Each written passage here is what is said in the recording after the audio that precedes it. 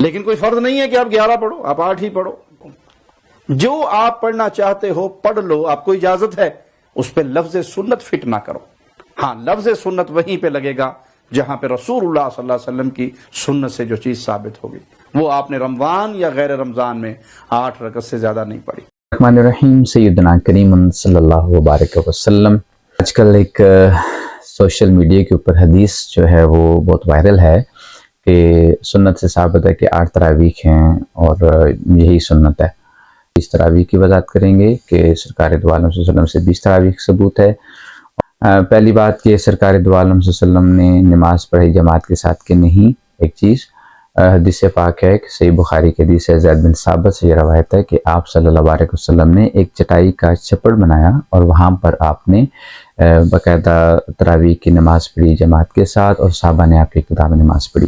اما عائشہ صدیقہ سے پھر روایت ہے کہ سرکار دو عالم صلی اللہ علیہ وسلم 3 دن وہاں پر جو ہے وہ جماعت کے ساتھ نماز پڑھاتے رہے، لوگ اکٹھے ہو گئے، پھر چوتھے دن آپ نے نماز چھوڑ دی۔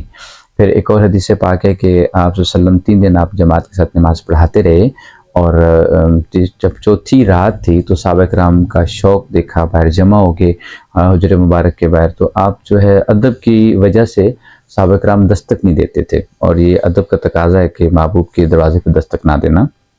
تو سارے صحابہ کھنگارنے لگ پڑے تاکہ محبوب کو آواز جائے اور محبوب باہر آ جائے۔ تو محبوب صلی اللہ علیہ وسلم باہر تشریف لائے اور آپ نے پھر سارے صحابہ کو فرمایا کہ میرے صحابہ، اگر ہم یہ کریں گے نماز تو یہ نماز فرض ہو جائے گی، تو پھر مشکل ہو جائے گا آپ کے اوپر یہ مشقت کا کام آ جائے گا، اس لیے اپنی نماز پڑھیں۔ تو یوں جو ہے وہ سرکار دو عالم صلی اللہ علیہ وسلم نے سارے صحابہ سے فرمایا اور سارے صحابہ اپنی نماز پڑھنے لگ پڑے۔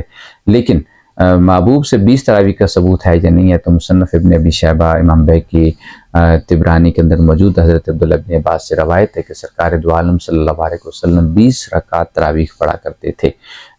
تو یہ بات جب واضح ہو گئی کہ 20 تراویح ہی آپ پڑھا کرتے تھے اور آپ سے جماعت کا بھی ثبوت ہے، 20 تراویح کی جماعت بھی ثابت ہے، تو آپ صلی اللہ علیہ وسلم 20 تراویح پڑھتا تھے۔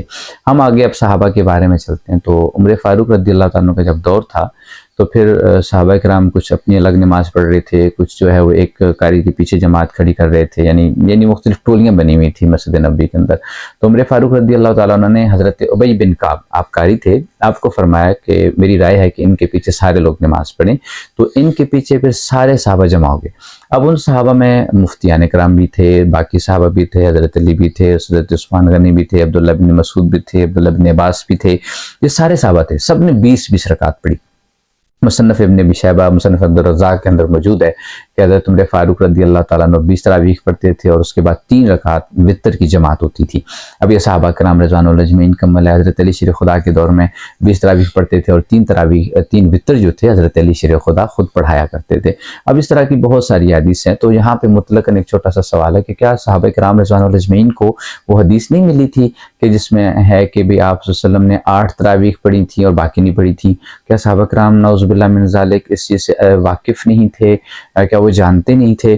یا آج کا جو دور ہے، آج کے جو علماء ہیں وہ صحابہ سے زیادہ جانتے ہیں؟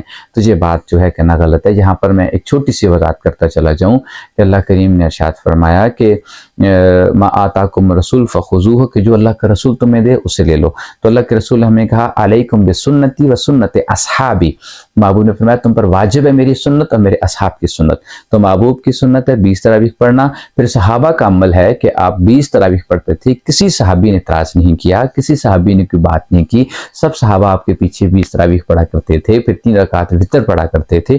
تو 3 رکعت وتر کا ثبوت بھی صحابہ سے مل رہا ہے، جو کہتے ہیں کہ 1 رکعت وتر ہے ان کو بھی یہ بات واضح ہو گئی، اور 20 تراویح جو صحابہ کا عمل ہے تو یہ بھی کیا ہے حدیث سے ثابت ہو گیا، اجماع سے ثابت ہو گیا۔ تو جو شخص کہتا ہے کہ بھی 8 رکعت ہیں تو وہ اللہ کی قرآن کی آیت کی بھی مخالفت کر رہا ہے، پھر محبوب کی حدیث کے علیکم بسنتی و سنت اصحابی اس حدیث کی بھی مخالفت کر رہا ہے، تو اس کا مطلب ہے کہ وہ دین پر نہیں ہے، وہ اسلام پر نہیں ہے، وہ اس کا اپنا ایک مذہب ہے، وہ اپنے طریقے سے اپنے فرقے سے چلنا چاہ رہا ہے، وہ اپنے طریقے سے لوگوں کو گمراہ کرنا چاہ رہا ہے۔